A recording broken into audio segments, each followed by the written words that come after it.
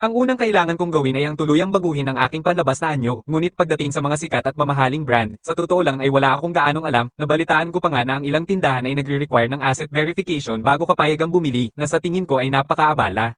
Subalit hindi na iyon mahalaga, dinadaan ng mga mayayaman ang mga problema sa pamamagitan ng pagkuha ng mga profesional, at sa sitwasyon ko, ang pinakamadaling solusyon ay ang bangko. Agad kong tinawagan muli si Chin Yuan Shan, President Chin, nakikipagtulungan ba ang inyong bangko sa mga high-end luxury brand? Agad siyang sumagot ng may kumpiyansa, Mr. Go, sa buong Shenzhou Empire, ang commercial bank ay kayang umabot sa halos anumang industriya. Gaya ng maiisip mo, tumango ako, gusto kong bumili ng ilang luxury goods, tulungan mo akong kontakin ng inyong mga kasosyo at tingnan kung aling mga lugar ang angkop. Agad na sumagot si Chin Yong Shan, kung ganoon, mag-aayos ako ng isa sa aming mga espesyalista para sumama sa iyo, madalas siyang nakikipagtulungan sa mga luxury merchant at aasikasuhin niya ang lahat sa profesional na paraan, ayos lang ba yon?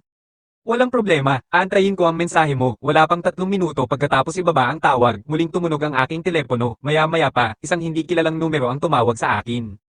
Hello, si Mr. Go ba ito? Oo, ako nga, Mr. Go. Hello, ako si Meng Shiyu, ang shopping consultant na isinaayos para sa iyo ni President Chin mula sa commercial bank, saglit tayong nagkausap nung hapunan kagabi. Nang marinig ko ang kanyang pangalan, agad ko itong naalala, ikaw pala, Meng Shiyu.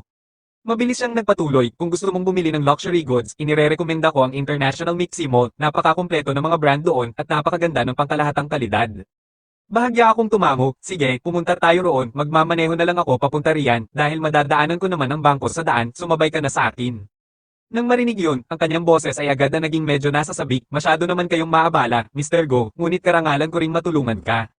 At saka, siya mismo ang nakasaksi sa lahat ng naganap kahapon, mula sa mga mararangyang kotse hanggang sa mga skyscraper at bilyong halaga ng pamumuhunan, nakatayo siya sa tabi ni Chin Yuan Shan sa buong oras na iyon, nagsasali ng tsaa at tumutulong mag-ayos ng mga dokumento, hindi pa siya nakakakita ng isang napakayamang tao na katulad ko noon, ang aking pagdating ay malinaw na isang pagkakataon sa kanyang mga mata, ang tanong na lang ay kung kaya ba niya itong sunggaban.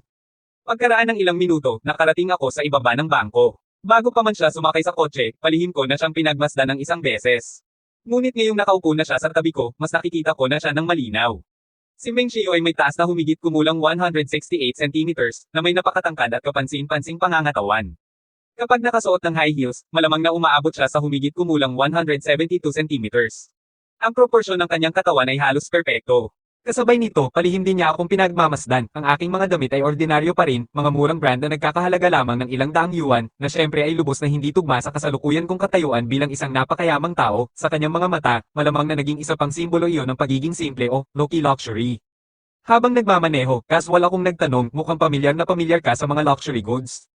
Dahan-dahan siyang tumango, opo, ang trabaho ko ay madalas ang may kinalaman sa pakikipagtulungan sa maraming luxury brands sa Shenzhen. Bukod pa riyan, personal ko rin gusto ang mga bagay na ito, kaya marami akong nalalaman. Hindi nagtagal, nakarating kami sa International Mixi Mall. Pagkababa ng kotse, naglakad kaming dalawa ng magkatabi habang palihim na pinagmamasdan ang isa't isa. Ang mahahabang binti at eleganteng tindig ni Meng Shiyu ay kumuha ng maraming atensyon sa daan. Samantala, tahimik niyang sinusuri ang bawat detalye tungkol sa akin, saka siya ngumiti ng propesyonal at nagsabi, Mr. Go, binanggit mo kanina na gusto mong bumili ng mga panglalaking damit at mamahaling relo.